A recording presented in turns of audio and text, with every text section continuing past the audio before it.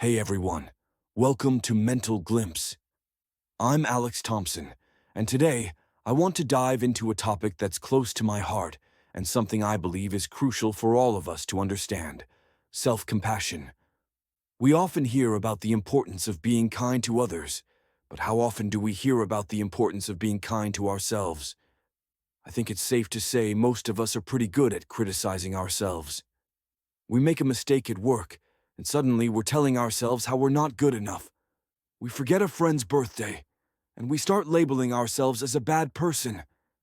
It's like we've internalized this idea that we need to be perfect, and when we're not, the inner critic takes over.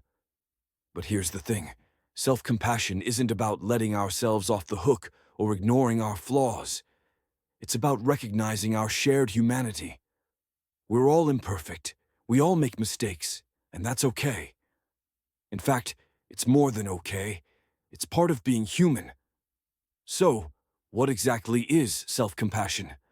Well, psychologist Kristen Neff, one of the leading researchers on self-compassion, breaks it down into three components: self-kindness, common humanity, and mindfulness. Let's talk about these for a moment. First, self-kindness. This means treating ourselves with the same kindness and understanding that we'd offer to a friend. Imagine your best friend came to you, feeling down because they made a mistake. Would you berate them and tell them how awful they are? Of course not. You'd offer words of encouragement, maybe a hug, and you'd remind them of their worth.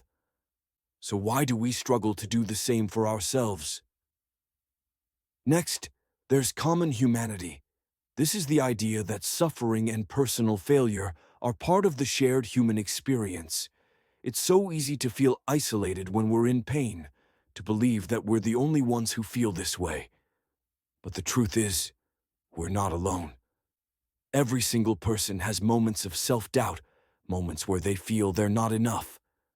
Understanding this helps us feel more connected, less isolated in our struggles. And finally, mindfulness.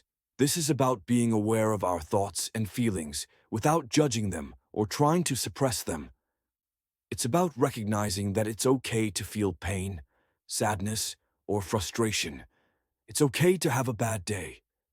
When we allow ourselves to experience these emotions without immediately jumping to judgment, we can approach them with more kindness and understanding. I'll share a quick personal story. There was a time not too long ago when I was going through a rough patch, and my inner critic was on overdrive. I kept telling myself I wasn't doing enough, that I was letting people down. But then I came across the concept of self-compassion. At first, it felt almost silly to be kind to myself in the way I was trying to be kind to others.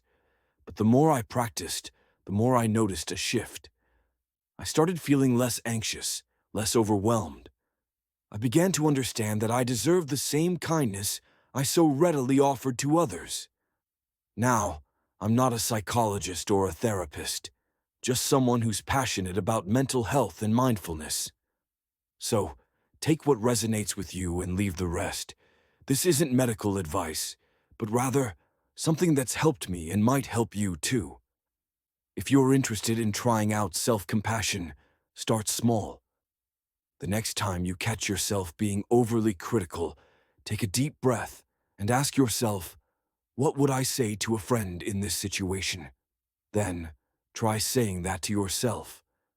It might feel strange at first, but with practice, it can become a powerful tool for nurturing your mental health. Thanks for listening today. If you found this video helpful, please give it a thumbs up and consider subscribing to Mental Glimpse for more content on psychology, mindfulness, and mental health.